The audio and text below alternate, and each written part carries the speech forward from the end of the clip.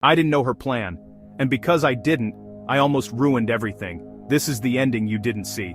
Because I didn't see it either. So here's the premise. I thought I knew the story. I thought I knew her. We'd been working toward the same goal for weeks. Same deadlines, same checklists, same late-night texts that said got it and no worries, I'll handle.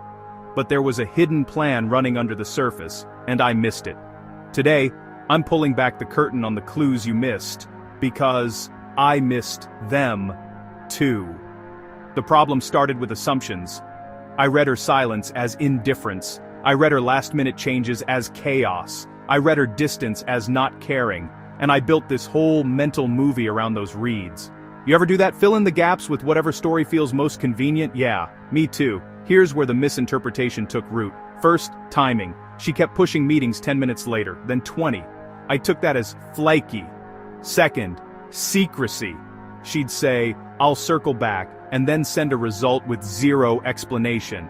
I took that as controlling. Third, odd little purchases I didn't understand. Extra chairs, a spare mic, a domain name that didn't match our project. I took that as random. Each detail felt harmless alone, but together they painted a picture I decided was true. Spoiler, it wasn't.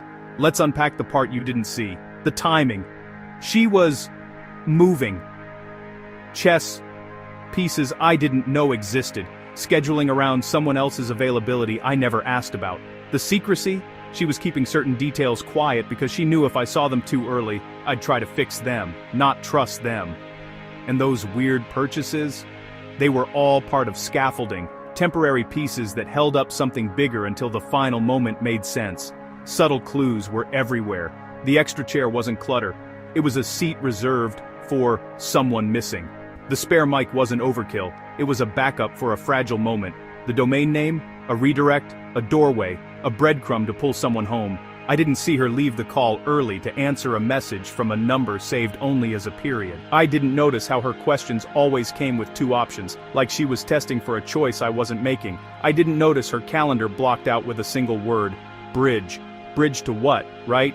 Here's the key moment, the reveal. We're at the launch. Lights, camera, messy nerves.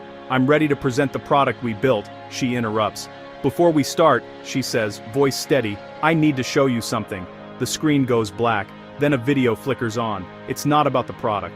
It's about the person I made the product for, but stopped talking to. My sister. The domain opens a private page with every draft, every late night, every ridiculous sketch that made us laugh before we stopped laughing. The extra chair for her. The spare mic, in case she wanted to speak but changed her mind. And that calendar block called Bridge. That was for the phone calls my friend made with her, the ones I never knew about, threading our timelines back together. Her plan wasn't to launch bigger, it was to make me whole before we launched at all. She knew I was building to impress strangers while ignoring the one person who mattered. The ending I didn't see was a reunion staged inside a product demo. And when my sister walked in, sat in the extra chair and smiled like we'd paused a conversation instead of losing a year, yeah, every missed clue clicked. Here's the summary. I mistook restraint for distance and preparation for control. She wasn't hiding the plan, she was protecting the impact. The chairs, the mic, the domain, the silence, all puzzle pieces that only make sense once the picture is complete. And the picture was never the product, it was people. If you've ever misread someone's quiet as apathy or their timing as flakiness, ask what plan you aren't seeing yet. Look for the bridge. Tell me in the comments, what twist did you only understand at the end? And if you like pulling on threads until the real story falls into place, hit subscribe. Next time, I'll bring another ending you didn't see until you did.